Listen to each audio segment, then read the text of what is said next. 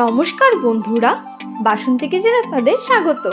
আজকে আমি নিয়ে এসেছি আপনাদের জন্য একটি নতুন রেসিপি, গুঁড়ো আলু দিয়ে মোচার কোফতার মাখা মাখা তরকারি।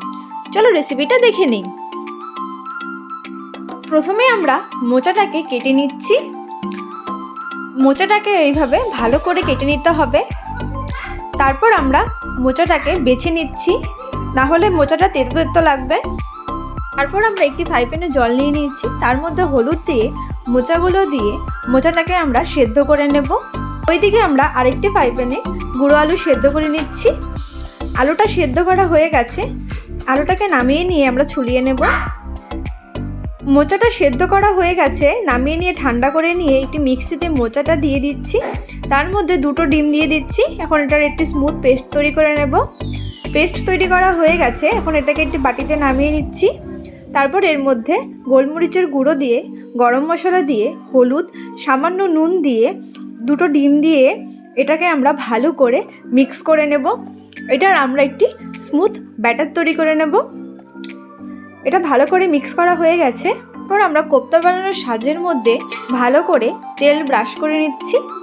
তেলটা ব্রাশ করা হয়ে গেলে, তাওয়াটা গরম হয়ে গেলে এখন এর মধ্যে ব্যাটারগুলো দিয়ে দিচ্ছি। এখন এটাকে আমরা 10 থেকে 15 মিনিটের জন্য ঢেকে দেব। কিছুক্ষণ পরে ঢাকনাটা সরিয়ে দিয়ে এটাকে আমরা উল্টে পাল্টে নেব। উল্টানো হয়ে গেলে আবার এর মধ্যে আমরা তেল ব্রাশ করে দেব। এটা ভালো করে ভাজা হয়ে গেছে, এখন এটাকে আমরা নামিয়ে নিচ্ছি। একই রকমভাবে আমরা সবগুলো কোফতা বানিয়ে নিয়েছি।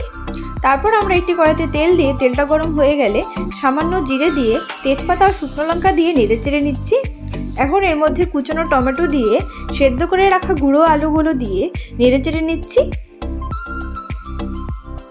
করে নাড়াচাড়া করা হয়ে গেলে এর মধ্যে সামান্য হলুদ দিয়ে নেড়ে চেড়ে নিচ্ছি। এটাকে আমরা একসাথে ভালো করে ভেজে নেব।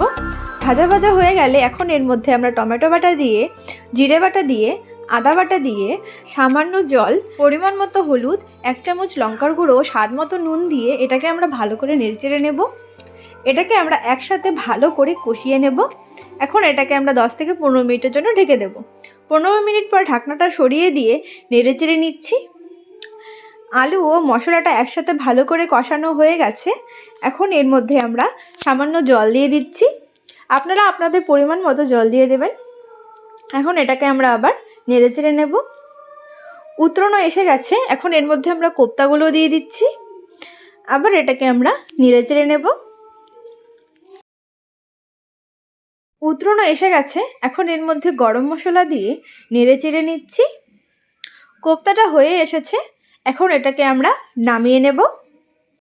গুঁড়ো আলু দিয়ে মোচার কোফতা তৈরি। আপনারাও বানিয়ে দেখবেন, খুবই ভালো লাগবে খেতে। রেসিপিটা ভালো লাগলে লাইক, শেয়ার ও কমেন্ট অবশ্যই করে দেবেন। ধন্যবাদ।